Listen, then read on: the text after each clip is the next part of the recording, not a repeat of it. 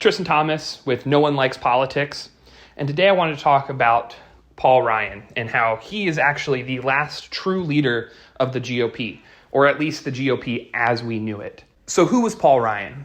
Paul Ryan entered politics actually with a lot of hope. The idea was that he would be the countermeasure to Obama.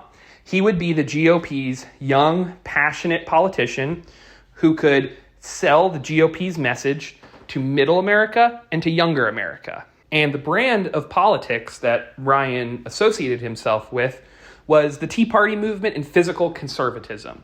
I will tell you one thing, Paul Ryan, if we can get him in there, knows his way around that town. He knows what we have to do in terms of getting this budget under control. He knows we got to stop the spending that's out of control to make government more responsive, more effective, more efficient. And ultimately, what he's about is growing the economy so every American has more opportunity, and we get back to America being that beacon of hope and opportunity for the rest of the world.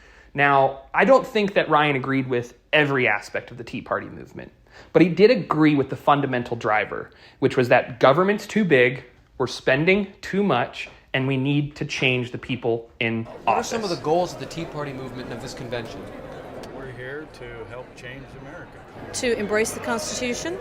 Lower taxes, lower spending. Focusing back on the principles that made our country what it is. Tea Party is not out to form a new political party. They're just trying to get good people in there and get bad ones out of there.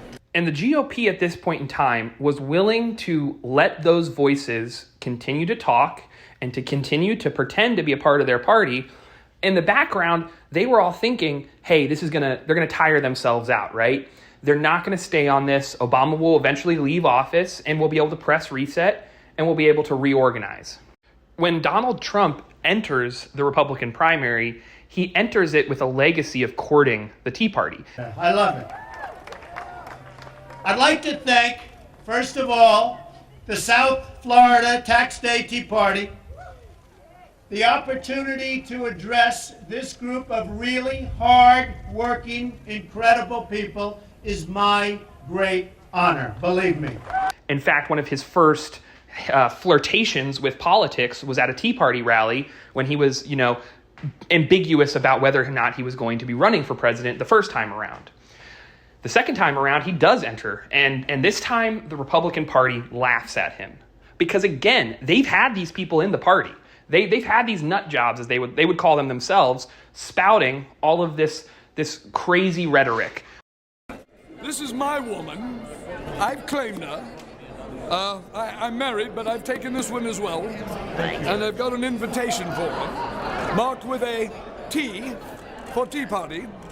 And she'll get that today when she comes in. I think to just do a quick flashback and just to show how the party changed is this exchange. And frankly, we're scared. We're scared of an Obama presidency. First of all, I want to be president of the United States, and obviously I do not want Senator Obama to be. But I have to tell you, he is a decent person and a person that you do not have to be scared as president of the United States. Now, look, if I didn't think I wouldn't be one heck of a lot better president, I wouldn't be running, okay? And that's the point. That's the point. I got to ask you a question. I do not I can't trust Obama. I have read about him, and he's an Arab. He is not. No? No, ma'am. He's a decent family man, citizen that I just happen to have disagreements with on fundamental issues, and that's what this campaign is all about. He's not. Thank you. So as you can see, there's a very important moment in that exchange. And I actually think it's the look that McCain gets when the crowd starts to boo. That look, to me, shows he didn't expect that. He didn't expect that type of rhetoric, the type of rhetoric where you put the country first and you say that even if the other team wins, we're still going to be okay, was not something that crowd was going to accept. Now, on the flip side, you can see exactly the type of person that Donald Trump targeted in this clip as well. That lady is Donald Trump's market, right? And so when Donald Trump runs for the presidency, he's not going to do anything that would make a voter not vote for him, regardless if that voter is part of the KKK or if that voter is part of the GOP. To Donald Trump, there's no difference between those two. All that matters is if they're voting for Donald Trump. Opponents are on the attack. It makes him unelectable. How are we going to grow our party with a nominee that refuses to condemn the Ku Klux Klan? Don't tell me he doesn't know who the Ku Klux Klan is. That should be common ground among Republicans, among Democrats, among everyone, that bigotry, that anti-Semitism, that racism has no role in politics. So that voting bloc that Paul Ryan helped curate and helped create during the post-Bush, during the Obama presidency, that's the same voting bloc that's the gun to the GOP's head. And Paul Ryan definitely saw this. He saw the writing on the wall. Because Paul Ryan doesn't come out and has a strong stance against Trump. He definitely indicates he's not pro-Trump in any way, shape, or form.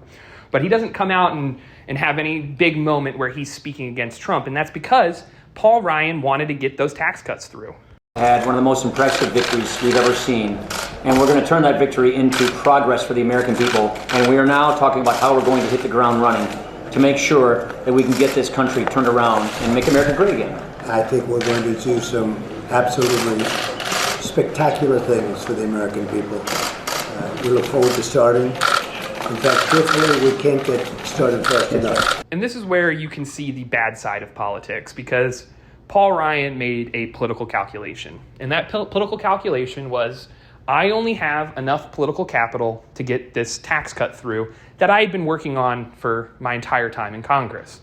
And he had a choice. He could either fight with Trump and make himself a bigger target for Trump, or he could keep his head down, get the tax cut passed, and then leave office so the stain of what would become the Trump party and Trumpism wouldn't stain him. And again, we see a dichotomy in Paul Ryan, because he obviously does not like Trump. But he goes to be a board member at Fox News, a news organization that, while they have their issues sometimes with Trump, they fall in line whenever he needs help. And this is where we see the real sins of the Republicans who allowed Trumpism and allowed the Tea Party and then the MAGA movement to enter into the GOP and then take everyone hostage.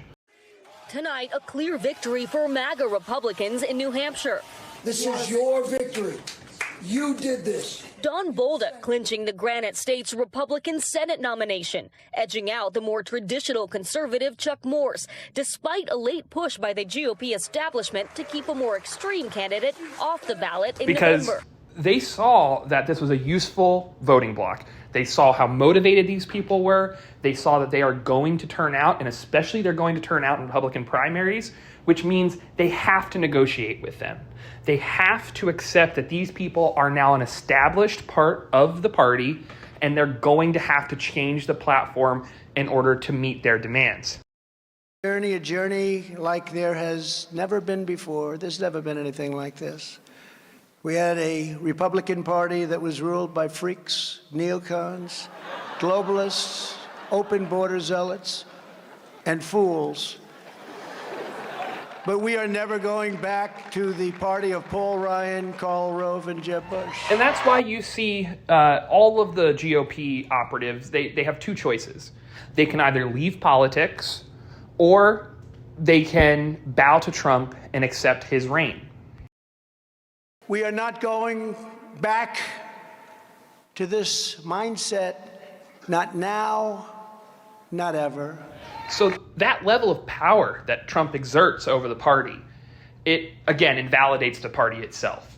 Because if one individual can walk up and just move the planks of that platform to fit however he would like it, that's no longer a party, right? That's not the concept that we have when we think of a political party. That is one individual starting a movement, and that movement hijacking and taking over a party. And Adam Kinzinger and people of their ilk. Maybe it's just the two of them. Yeah, I think they're friends of mine. I think they called out, look, Trump's not a conservative. He's an authoritarian narcissist. So I think they basically called him out for that. He's a populist authoritarian narcissist. So historically speaking, all of his tendencies are, basically where narcissism takes him, which is whatever makes him popular, makes him feel good at any given moment. And he doesn't think in classical liberal conservative terms. He thinks in an authoritarian way. And he's been able to get a big chunk of the Republican base to follow him because, he's the culture warrior. So that's why the GOP died when Paul Ryan left office, because he was the last shepherd of that idea, that Red Hawk conservative, I'm going to go to Washington, I'm going to get involved with policy, roll my sleeves up, cut the budget. That ideology gave way to Trumpism, which I think we all can agree that Trumpism is more than just cutting the budget. It has much broader goals and plans, and it wants to fundamentally change the United States. So pour one out for the GOP and pour one out for Paul Ryan, because that party's on life support. And as soon as Trump goes, that party ends and something new will come from the ashes.